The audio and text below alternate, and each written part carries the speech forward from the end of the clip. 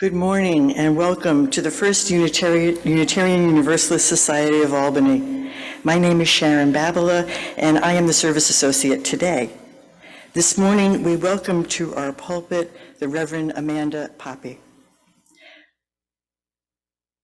She is our guest speaker. The Reverend Amanda Poppei serves as Senior Minister at the Unitarian Universalist Congregation of Arlington, Virginia. Her call to ministry is rooted in the possibility of a more just and beautiful world and the creation of multi-generational communities with love and radical inclusion at their heart. A graduate of Yale University and Wesley Theological Seminary, Amanda also serves on the Ministerial Fellowship Committee of the Unitarian Universalist Association and on the board of the Humanist Special Collection at Meadville Lombard Theological School. She lives in Silver Spring, Maryland, with her spouse, Peter, and their kids, Marcella, 14, and Joanna, who's 10, and spends her spare time reading novels about vampires and embroidering, though rarely at the same time, embroidery needles being nearly as sharp as fangs.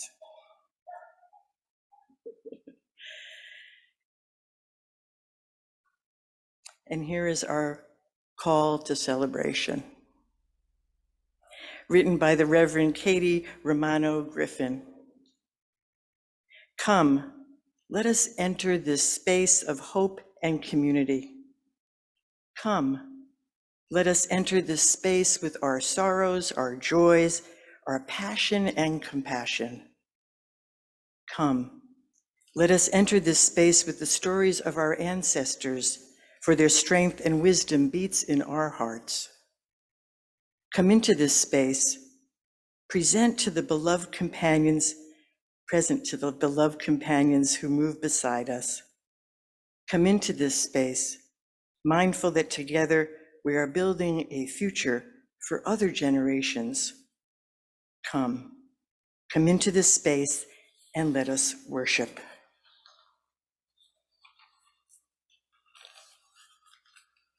Our prelude today is a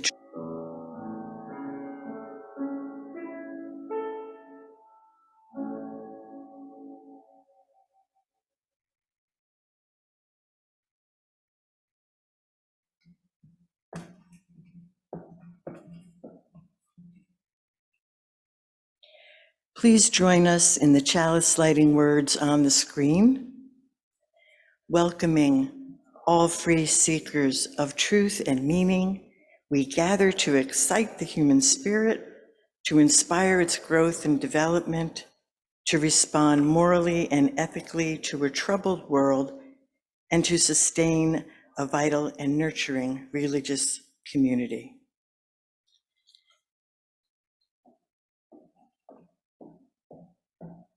Next, we'll sing a unison song. The words will appear on the screen. Please join us in singing hymn number 318. Us free.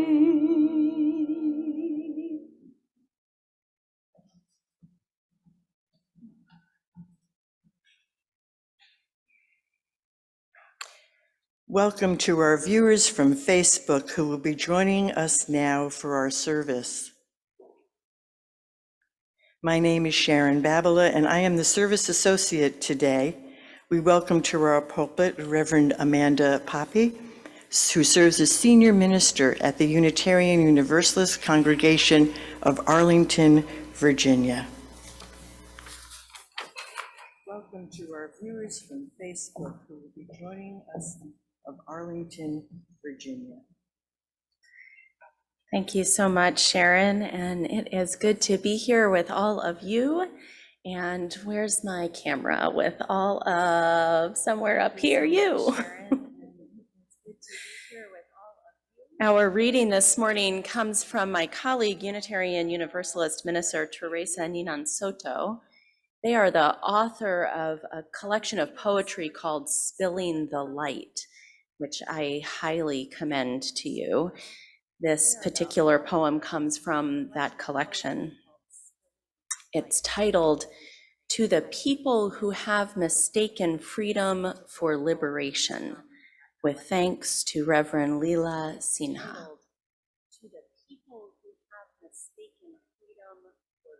To be free, you must embrace the breadth of your own existence without apology, even if they try to take it from you. You must know not that you can do whatever you want. You are not a kudzu vine, eating entire hillsides for the purpose of feeding your own lush life. You must know instead that inside you are entire universes, milky blue, magenta, and gold, expanding. But to actually be free, you must know and you must fight for the entire universes inside of everyone else. Being free is not a license, but a promise.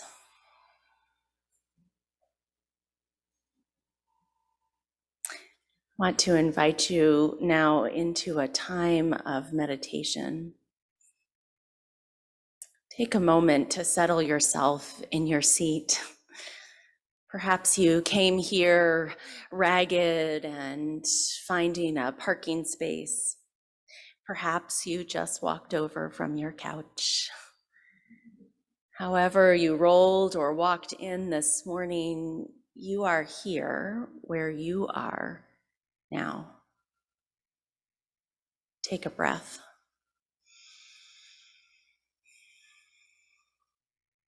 If it feels comfortable to close your eyes, I invite you to do so, or to soften your gaze. Take another breath, if you will.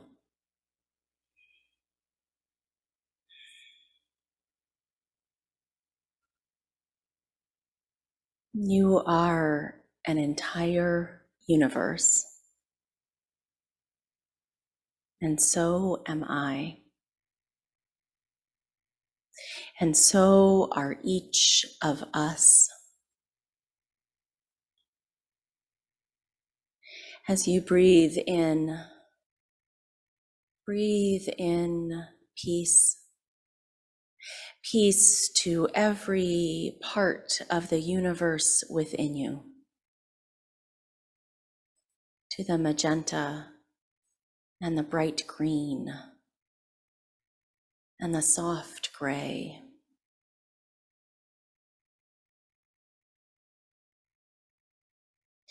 As you breathe out love to the entire universes housed in the people around you. Within these walls, in this city, across the country, around the world.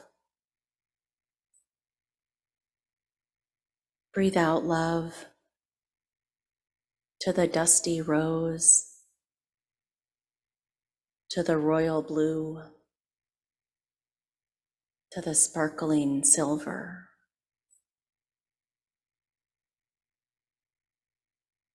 In the silence that follows, I invite you to continue breathing in peace to every beloved part of yourself.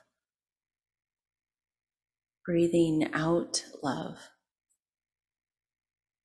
to all the universes that surround us.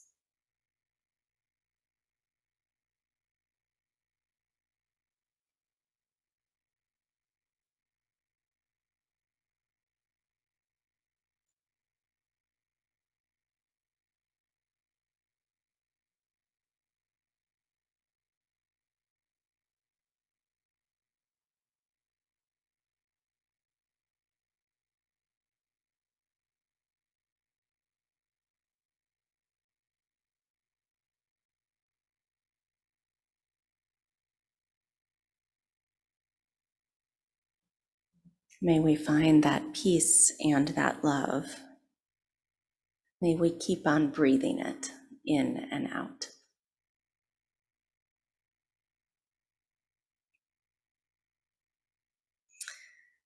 Well, it is indeed a pleasure to be with you today. I'm getting used to this screen here. I think I'm just going to check my hair. There we go. We're fine. It is a pleasure to be with you today. As some of you know, I grew up in this congregation, was raised in it and shaped by it. And now I serve, as Sharon shared with you, the Unitarian Universalist Church in Arlington, Virginia. Before that, I was serving in Washington, D.C., so I'm sort of firmly planted, as my father likes to say, south of the Mason-Dixon line. But it is always good to be home in upstate New York, and it's particularly sort of a old home day for me because our wonderful musician this morning, Lois Bailey, is the mother of a high school classmate of mine who I recently got to see at our reunion. So I'm feeling surrounded by lots of people who knew me when, and I'm so glad as well to be getting to connect with those of you I haven't met before and to bring greetings from the church that I serve in Arlington, Virginia. I was just able to be in Portland, Oregon, along with a couple of you for the Unitarian Universalist Association's General Assembly, the first one that had an in-person component in several years. And it was so good to be reminded that we are not islands alone, that we have sibling congregations all around the country and indeed all around the world, and that those connections matter. So I'm glad to bring you greetings from the DC area and all of the congregations there to those congregations here in upstate New York. And today I want to talk about love. I want to shout out my 14-year-old who's sitting there, who cleverly wore a t-shirt that says "Love is love" today. Thanks so much. Perhaps she's trying to shorten my sermon and just summarize it that way. Love is love. We're set. Thank you. Tough luck.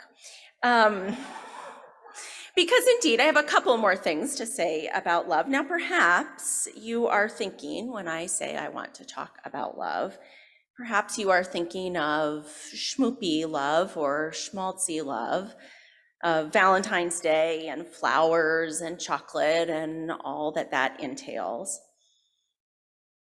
But of course, there are many types of love that we might imagine or be surrounded by if we are lucky, that we might create in our own lives. Often, Hallmark at least wants us to focus on romantic love, though they have seen that there is business to be found in many kinds of love, and I think you can find a card for practically anything these days. I like to think sometimes about the types of love that were kind of understood and given different names, particularly within the Greco-Roman world. So we have agape, which is kind of love for all, for the world around us. Eros, which is romantic or sexual love. Phileo, friendship or platonic love.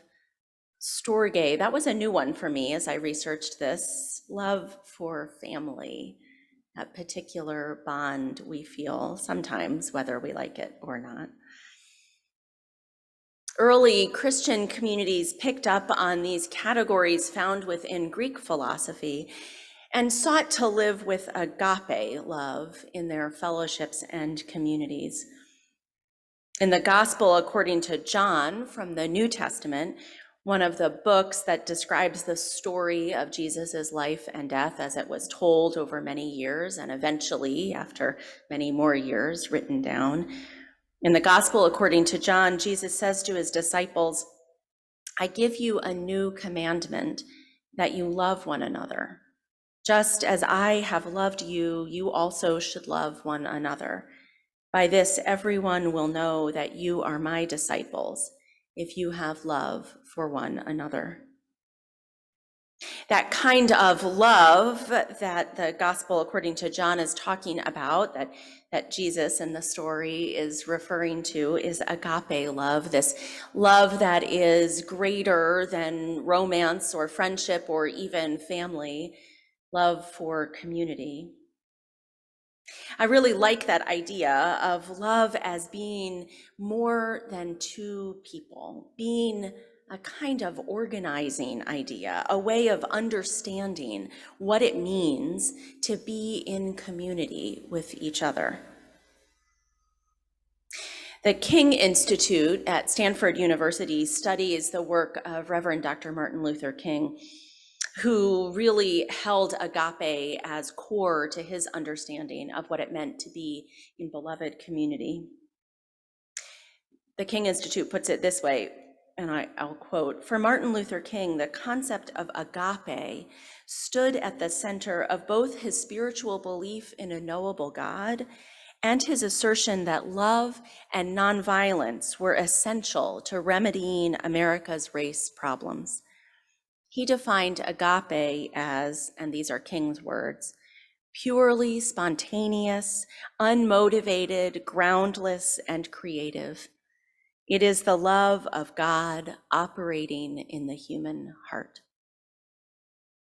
For Dr. King, love was part of the organizing principle, not just of community, but of justice work, of the work he was trying to do in the world, the actual practical things that he was trying to change.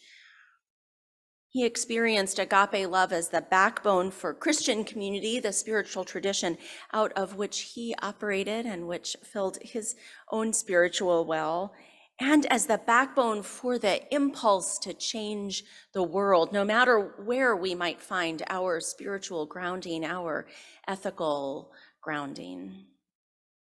It's a far cry from chocolate and roses and Hallmark cards. Love for Dr. King was required if you were going to show up to act for justice. And love indeed required that you show up to act for justice. Now, Dr. King is certainly not the only one who tied together the ideas of love and justice with each other. Perhaps you have heard the quote from Dr. Cornel West, "Justice is what love looks like in public." I've seen that quote on, bookmarks and pins, all kinds of places, but I wanted to dig a little deeper and see if there was a context there that might be helpful for us. Takim Williams wrote in 2017 for the Human Trafficking Institute and gives us some more context on that particular quote. "Justice is what love looks like in public," and here's the rest, "just like tenderness is what love feels like in private," said Dr. Cornel West, professor of philosophy at Union Theological Seminary and professor emeritus at Princeton University. Williams goes on, "The provocative Black intellectual has said this on more than one occasion. However, it was during his speech at Howard University in April 2011 when West had the time and freedom to situate his well-known quote within a broader message. His message in a nutshell, it's not about you," end quote. West's subject matter in that speech at Howard University was about Black hardship in America. But his broader point was about greed and selfishness, which are at the root of exploitation, and the idea that they ought to be replaced with what he called unarmed truth and unapologetic love.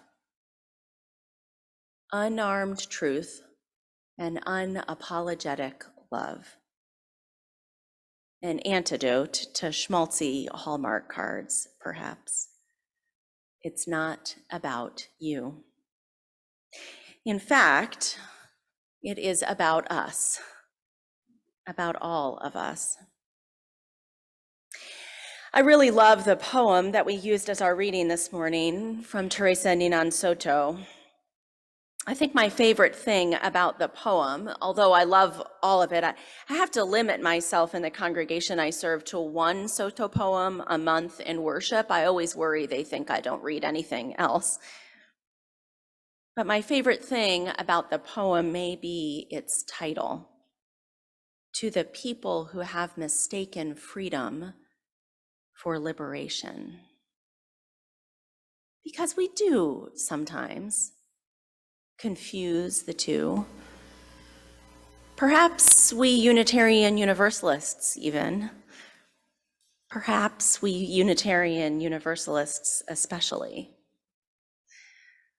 You may be familiar with the 7 principles and indeed the 8th principle, and I understand that this congregation joined so many, like the one that I serve, in passing the 8th principle recently. Yay, celebration. The 7/8 principles, for those who are new to Unitarian Universalism, the 7 principles were formulated some decades ago really to describe the values that Unitarian Universalists hold. And the 8th principle is being adopted congregation by congregation in a movement around the country to add a focus on fighting systemic racism and creating beloved community. Well, these principles describe our values, our ways of living in the world. The 4th principle is one held dear by many Unitarian Universalists. In fact, I heard a beautiful exploration of it by a graduating senior in the congregation that I serve, how important it was to his understanding of who he could be in the world. The 4th principle is the free and responsible search for truth and meaning. And I will say Unitarian Universalists are sometimes really into the free part. And why wouldn't we be? Many of us come to Unitarian Universalism having experienced religious trauma in our backgrounds, dogma that didn't fit us anymore, or that was indeed damaging to ourselves, our identities, the beautiful universes within us.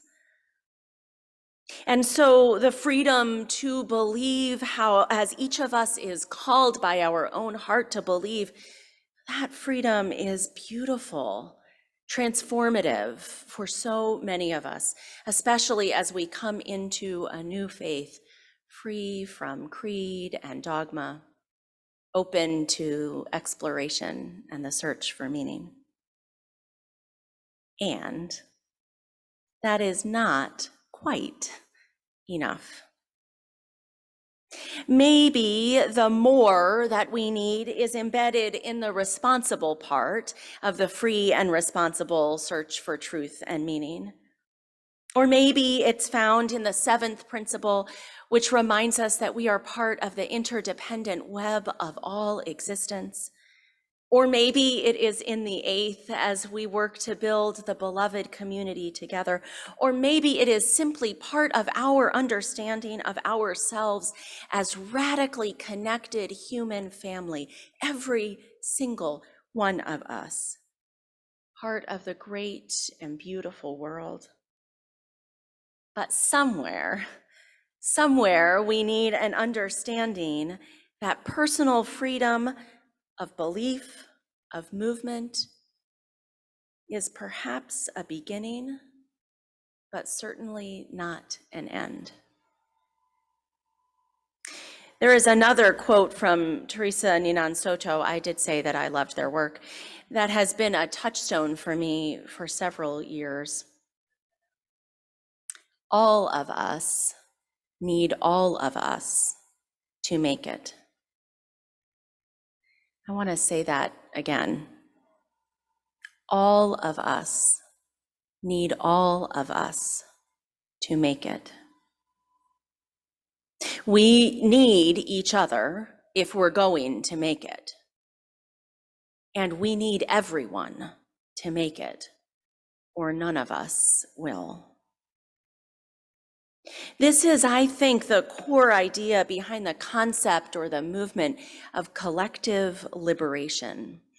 Maybe you're familiar with that phrase, maybe it's a new one to you.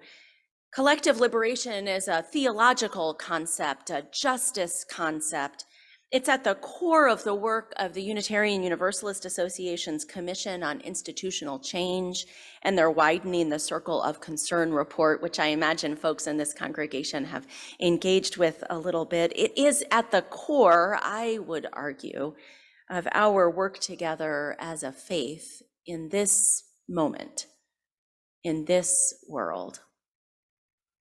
But what does it really mean? Theological concepts, are slippery, difficult to really get a grasp on. What do we mean when we say collective liberation? I turned, for one definition at least, to Enfleshed, which is a website, an online resource of liturgy and poetry for collective liberation, which has as its authors people from a variety of religious traditions, backgrounds, and identities. Enfleshed writes, collective liberation is the sought outcome of what Micah Bazant says so well, that there can be no pride for some of us without liberation for all of us. Collective liberation is the eschatology for a theology that claims all life is entangled, inseparable, permeable, eternally woven together. It acknowledges the difficulty of the fact that we need each other. It is more than inclusion, tolerance, or representation. It's a claim that salvation resides in the places where queer and trans liberation, Black and brown and indigenous and POC liberation, Palestinian liberation, economic liberation, liberation of the earth and all life forms, feminism, womanism, disability, justice, abolition, and harm reduction all coalesce. It is always incomplete.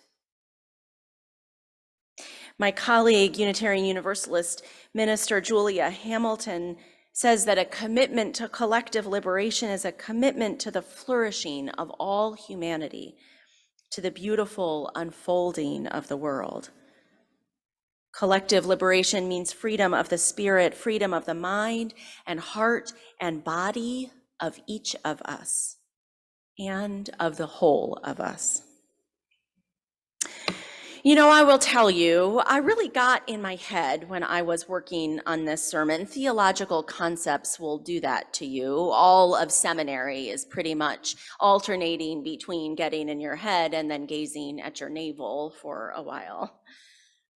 I was trying to figure out what resources I need, what great thinkers I needed to bring in, how to make sure that I was describing this big concept of collective liberation with enough specificity, but not too much.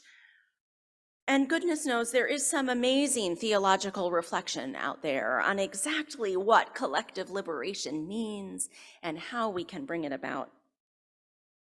I was getting myself more and more wound up trying to be academic and erudite, which frankly doesn't really fit me so well.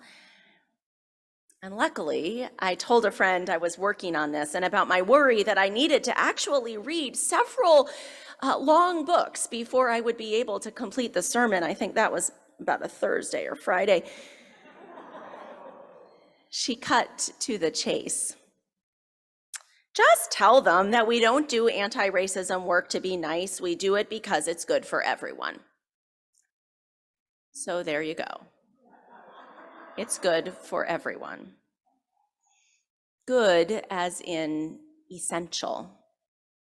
As in racism and every other oppression that divides us from each other, that puts some on top and others on the bottom, that privileges some and creates power over instead of power with. Racism and all those other connected oppressions, they hurt every single one of us. They twist what it means to be human, and they harm the human impulse toward love. And so working against racism, especially for those of us who identify as white, isn't about doing something nice for other people. It's about saving ourselves too. As Unitarian Universalist activist Chris Crass puts it, it's about getting us all free. For me, my first real understanding of that came in seminary when I was reading a beautiful little book by the theologian Howard Thurman called Jesus and the Disinherited. I wanted to quote from that book for this particular sermon because it was indeed transformative for me, but I discovered I gave the book away to someone that I thought needed its message, which I suppose is as good an excuse as any, though perhaps I ought to replace it on my library shelves. But these words from Nelson Mandela, South African anti-apartheid fighter and Nobel Peace Prize winner, say some of what I found in Thurman's work when I read it 20 years ago. It was during those long and lonely years that my hunger for the freedom of my own people, Mandela wrote, became a hunger for the freedom of all people, white and Black. I knew as well as I knew anything that the oppressor must be liberated just as surely as the oppressed. A man who takes away another man's freedom is a prisoner of hatred. He is locked behind the bars of prejudice and narrow-mindedness. I am not truly free if I am taking away someone else's freedom, just as surely as I am not free when my freedom is taken from me. The oppressed and the oppressor alike are robbed of their humanity. Robbed of their humanity. Collective liberation is about returning our humanity to all of us. It is also quite literally about freedom of belief, of movement, of bodily autonomy and safety for the part of humanity currently disempowered, at risk, traumatized, and killed by our systems of power and privilege in this country. And in thinking about our shared humanity, I don't want to gloss over the very real effect on those systems on Black and brown bodies, on queer bodies, on women, on religious minorities. The work for the literal safety and survival of marginalized people always has to be at the center. And collective liberation is also about all of us. All of us need all of us to make it. It is about reclaiming the humanity that we share, the humanity that tells us deep within our hearts that those systems of oppression are not only wrong, but that they are twisted, a perversion of the agape love that is the foundation of community.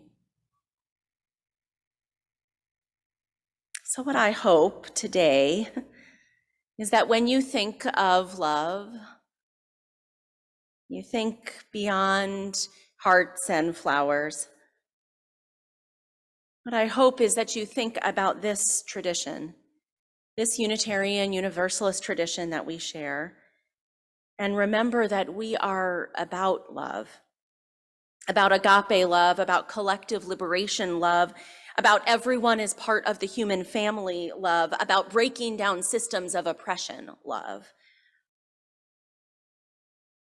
People often talk about the biblical phrase that Christians should be known by their fruits. That is, that people would know that folks are Christian by the way they treated people, their kindness maybe, or their adherence to biblical teaching. I hope that we might be known by our fruits in Unitarian Universalism,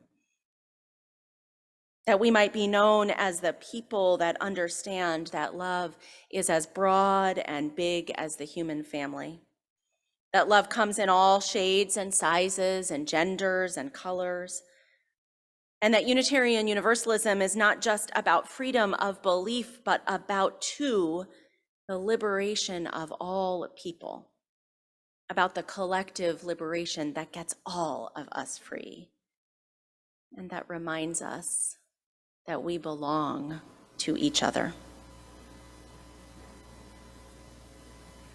I'd like to close with a piece from Reverend Megan Foley, adapted today with permission. Megan begins by quoting Reverend Teresa Soto. All of us need all of us to make it. I want you to get used to those words, Megan writes. Make them your prayer. All of us need all of us to make it. This is why Unitarian Universalists support the Black Lives Matter movement. Take a moment to center the struggle for Black lives in your thoughts. Say it with me, loud or soft, type it in the chat. All of us need all of us to make it.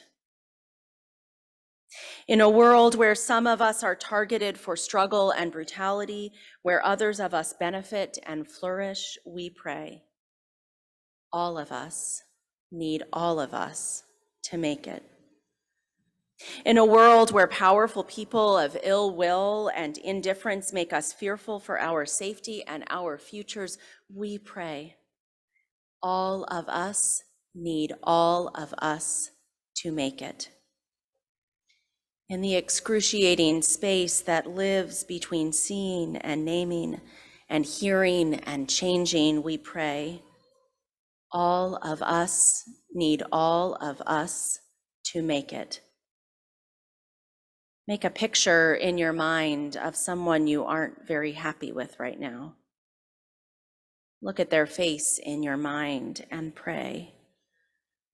All of us need all of us to make it. Unitarian Universalists believe that all of us need all of us to make it. This is why we are in solidarity with the movement for Black lives and the goal of collective liberation today and every day. Friends, all of us need all of us to make it. May your universes meet the universes of all of us. And someday, may we make it.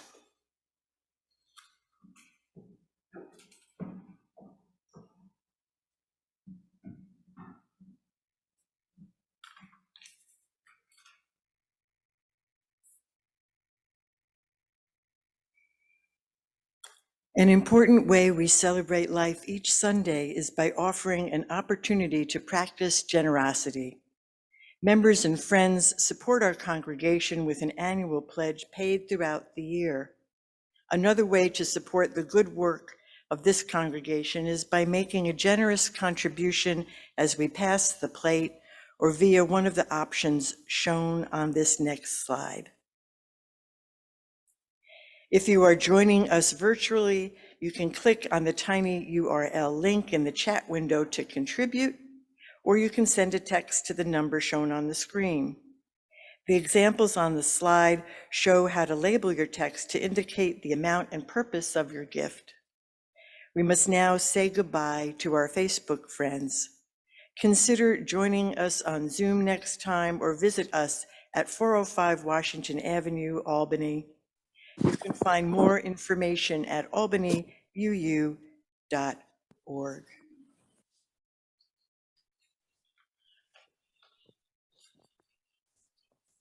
Our offer.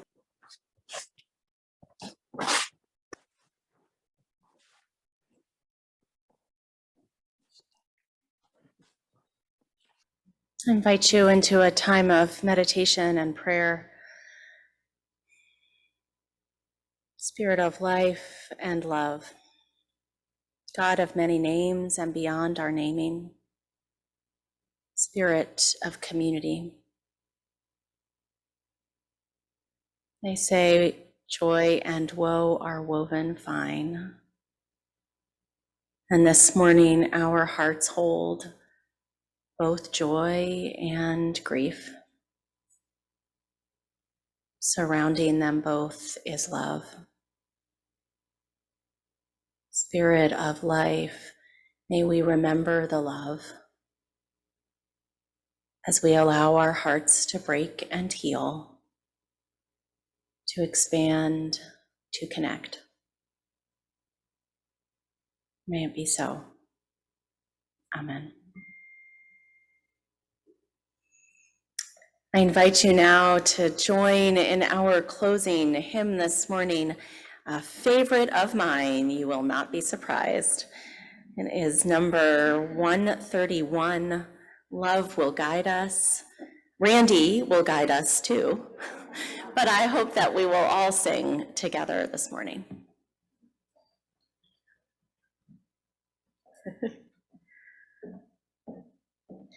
As we extinguish the chalice, please join us in the words on the screen.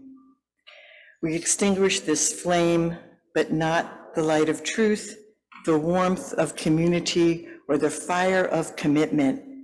These we carry in our hearts until we are together again.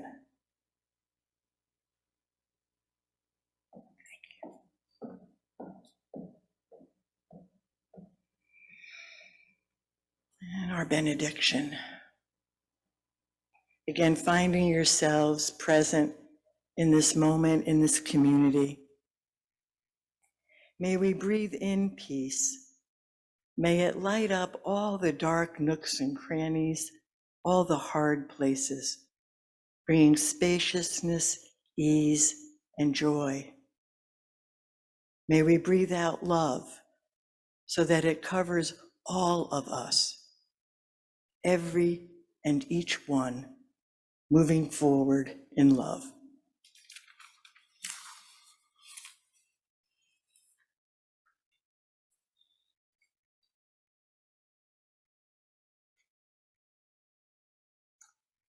Our thanks today to musician Lois Bailey and Randy Rosette, ushers Kathy Harris and Al DeSalvo, pastoral care associate Randy Rosette, service associate myself, welcomers Barb Manning, greeter Linda Lennon, office support Tammy Goddard and Patience Pichette, technical support Chris Jensen and Chuck Manning.